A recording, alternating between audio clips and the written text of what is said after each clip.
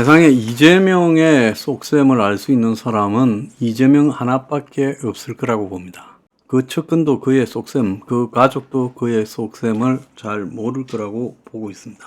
자, 이재명이가 지금까지 아무 말도 하지 않고 입을 다물고 있다가 그야말로 명예고 뭐고 아무 필요 없다. 선거는 이기는 것이 중요하다라고 말을 하며 비례대표 위성 정당을 도입하는 준영동형 비례대표를 창당하겠다고 공식화했습니다. 그래서 준영동형 선거제를 지난 2020년에 했던 것처럼 똑같이 해서 승리의 길을 찾겠다고 했습니다. 그때 보면 민주당도 2개의 비례대표 위성정당을 만들었고 국민의힘도 하나 만들었고 그래가지고 선거 끝나고 사라지는 이름도 희한한 유사 정당들이 난무했지요. 그런데 결국은 4년 전과 똑같은 꼼수를 쓰는 겁니다. 그러니까 3년 11개월을 부인하다가 그러진 않겠다, 잘못된 것이다 하다가 막판에 또 4년의 전과 똑같은 행동을 같이 한 거란 겁니다. 그래서 이재명이 결국은 반윤 비례대표 연합이라는 정당을 말하고 있지만 결국은 도로 위성 정당이 될 거라고 지금 추정이 되고 있습니다. 21대 총선 때 비례대표 의석을 보면요.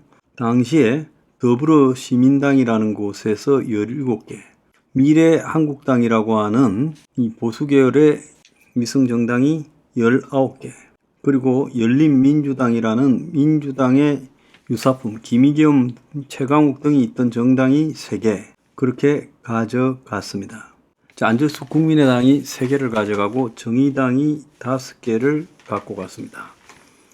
자, 그러면서 적들이 칼들을 들고 설치는데 이건 방어를 하기 위해서라도 냄비 뚜껑이라도 들어야 될 판이라고 우리가 이 비례위성 정당을 유지하는 것은 정당방위라는 말도 되지 않는 이야기를 하고 있습니다.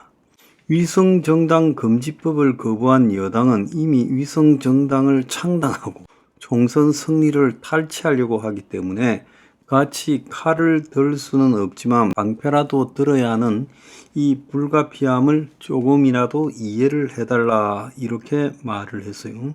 그래서 지역구는 민주당이 이제 민주당으로 가고 이 비례대표는 군소 정당들을 끌어모아 가지고 다시 더불어시민당 같은 정당 안에 집어넣을 거라고 보고 있습니다.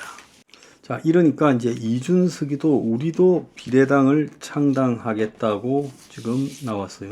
국민의힘도 자체 위성정당 출범 작업을 시작을 했습니다. 그래서 투표지가 지난 2020년 총선에서 48cm의 온갖 정당들이 다 나온 비례정당 투표지를 갖다가 이번에는 더 능가할 거라고 이야기가 나오고 있습니다. 자, 결국 이재명이 원하는 것은 4년 전에 떴다방 선거를 다시 반복하겠다는 겁니다. 자, 이걸 그럼 이재명은 왜 이렇게 했을까요? 그 한 이유는 그의 답에서 나옵니다. 멋있게 지면 무슨 소용이 있냐. 병리평 옛날 방식으로 회기를 했다가 내부 반발에 부딪혀 오락가락 했는데 그래서 꼼수와 편법이 난무할 귀괴한 선거를 다시 치르겠다고 돌아왔다는 겁니다.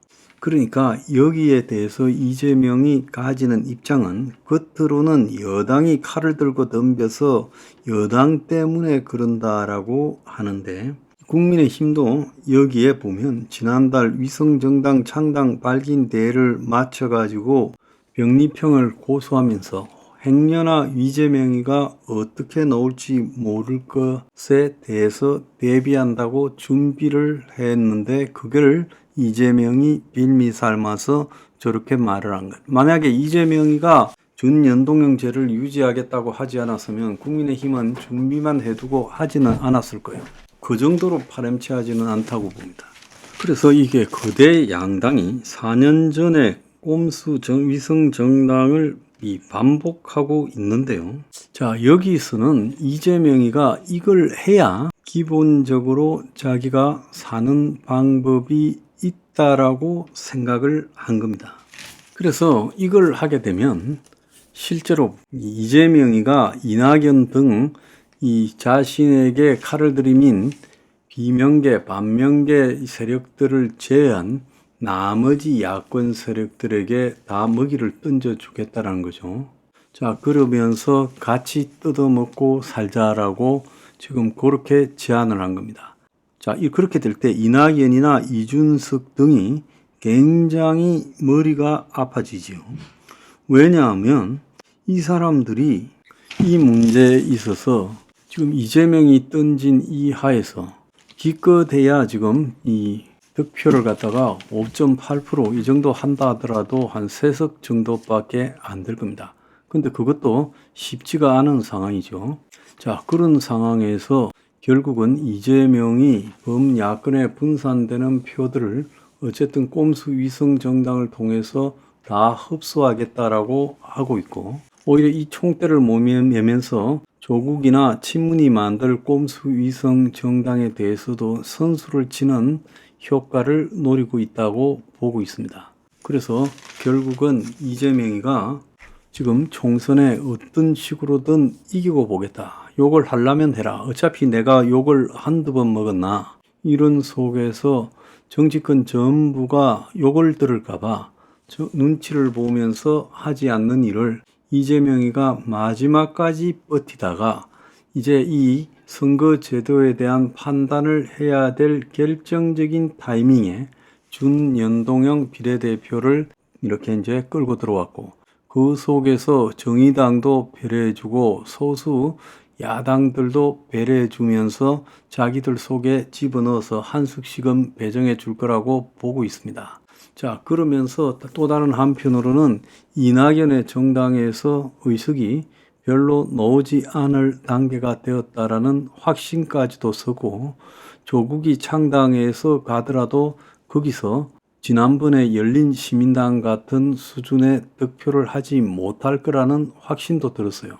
그러니까 이제 문재인의 신임을 받아서 그야말로 표 분산 능력이 거의 야권에서 없을 거기 때문에 위성정당이 야권의 자기 통제가 되지 않는 친문이나 반명의 위성정당의 효과가 별로 약할 거라는 그 타이밍에 맞춰서 비례 위성정당을 설립을 해서 지난번과 같은 희대의 꼼수로 가게 된다는 겁니다. 세계 어느 나라에서 내 당 말고 또 선거용 위성정당을 만들어서 비례대표만을 치르고 다시 거기 국회의원들이 원상 복귀하는 이런 일을 4년마다 하는 나라가 어디 있습니까?